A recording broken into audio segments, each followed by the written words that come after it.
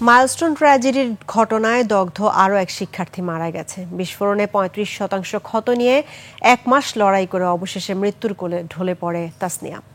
এদিকে নারায়ণগঞ্জে gas line বিস্ফোরণে একই পরিবারের ৯ জন দগ্ধ হয়ে চিকিৎসাধীন আছেন জাতীয় বার্ন ইনস্টিটিউটে। আদিত্য মামুনের রিপোর্ট।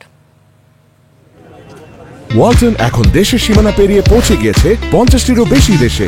ওয়ালটন, ঘরে ঘরে বিশ্বজুড়ে।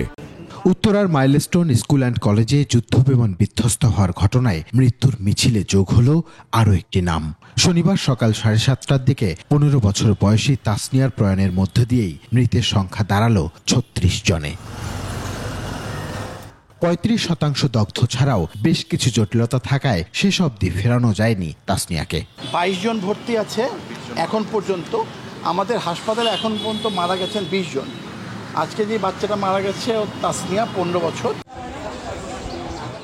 অন্যদিকে নারায়ণগঞ্জের সিদ্ধিরগঞ্জে বাড়ির পাশে রাস্তার গ্যাস লাইনের লিকেজ থেকে দুর্ঘটনায় গুরুতর দগ্ধ হয়েছেন একই পরিবারের ৯ জন, যাদের মধ্যে ৩ জনের চিকিৎসা চলছে ঢাকা মেডিকেলের বার্ন ইউনিটে। বাকি ৬ জনের চিকিৎসা চলছে বার্ন ইনস্টিটিউটে। একজন ছাড়া সবার অবস্থাই গুরুতর। ফ্যামিলির ভিতরে ৮-৯ জনে পুরা যে আগুনে পুড়ছে হেরাই তো কোথায় গ্যাসের আগুন লাগছে। ছোট্ট মেয়ে দৌড়া আমাদের বাড়িতে গেছে, পানির মধ্যে চুপ দিয়ে হাতে চামড়া সব পুড়ে গেছে। একটা ছোট বাচ্চা ছিল, হেও পুড়ে গেছে।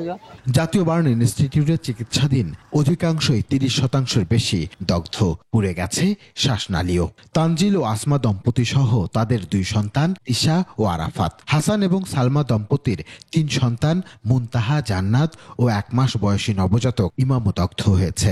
এই 2 বোনের মা তাহেরা খাতুনের অবস্থাও সংকটাপন্ন। ইনিশিয়াল অ্যাসেসমেন্ট করে যে ট্রিটমেন্টগুলো চালু করার দরকার, আলহামদুলিল্লাহ আমরা তাদের জন্য সেই চিকিৎসাটুকু আমরা কমপ্লিট করেছি। আমরা 6 জনকে এসডিইউতে পাঠিয়েছি, বাকি 2 জন অবজারভেশনে আছে। এমন দুর্ঘটনায় কিংকর্তব্য বিমূঢ় স্বজনরা। 5 জন এক পরিবারের, আর পাশাপাশি আমার ওই যে ওনার ছেলের যে শাশুড়ি আছে একজন, জ্যাঠাশ আছে একজন, জ্যাঠাশের বাচ্চা আছে 2 জন, এই মোট 9 জন আর কি এরকমের আর কি ওনারা মানে এই আক্রান্ত আর কি। আমি শুনছি যে গ্যাসের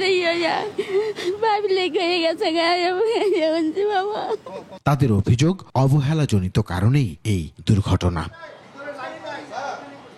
আদিত্য মামুন, 21 টেলিভিশন, ঢাকা।